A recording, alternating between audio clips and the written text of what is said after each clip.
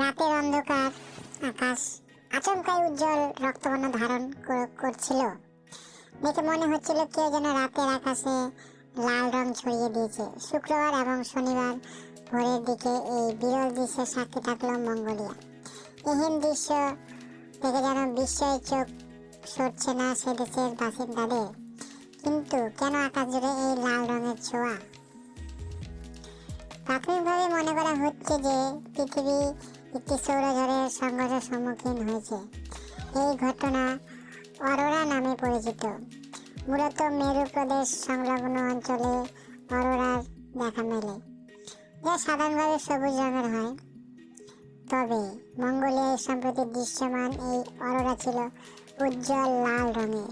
বেশি উচ্চতায় অর্থাৎ ভূপৃষ্ঠ থেকে 241 কিলোমিটার উচ্চতায় বায়ুমণ্ডলের স্তর অনেকটাই পাতলা হয়ে যায়। সেখানে সৌরকণার সঙ্গে অক্সিজেনের প্রতিক্রিয়ার ফলেই এই বিরলতম ঘটনা ঘটেছে। এই নির্দিষ্ট লাল রং মেরুজ্যোতি অথবা অরোরা বোরিয়ালিসের সব থেকে বিরল রং বলে বিবেচিত হয়। আর এর এহেন উপস্থিতি যোগ রয়েছে তীব্র সৌর ক্রিয়াকলাপের সময়কালের সঙ্গে।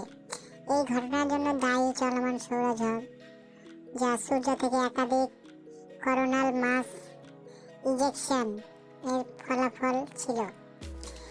এই ঘটনা ঘটেছিল গত 27 নভেম্বর 2023 তারিখে। এই সিএমআই গুলি পৃথিবীর দিকে ধাবমান উচ্চ শক্তি সম্পন্ন একাধিক কণা পাঠিয়েছে।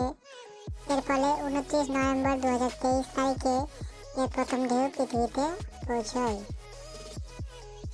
বেশি উচ্চতায় অক্সিজেন অণুর সঙ্গে সৌরকণার সংঘর্ষের ফলাফল হলো লাল অরোরা। এই উচ্চতায় অক্সিজেনের ঘনত্ব কমে যায়, ফলে কখনো কখনো এমন সংঘর্ষ ঘটতে পারে, আর সেই সংঘর্ষ থেকেই স্বাভাবিক সবুজ আলোর তুলনায় আলাদা লাল আলো নির্গত হয়। এই প্রক্রিয়াটি অনেকটা নিয়ন আলোর মতোই। আসলে নিয়ন আলোগুলি যেভাবে কাজ করে ঠিক সেভাবেই কাজ করে এটাও। এই গ্যাসের পরমাণুগুলি যখন নিজেদের গ্রাউন্ড স্টেজে ফিরে আসে, তখনই আলোর ফোটন নির্গত করে।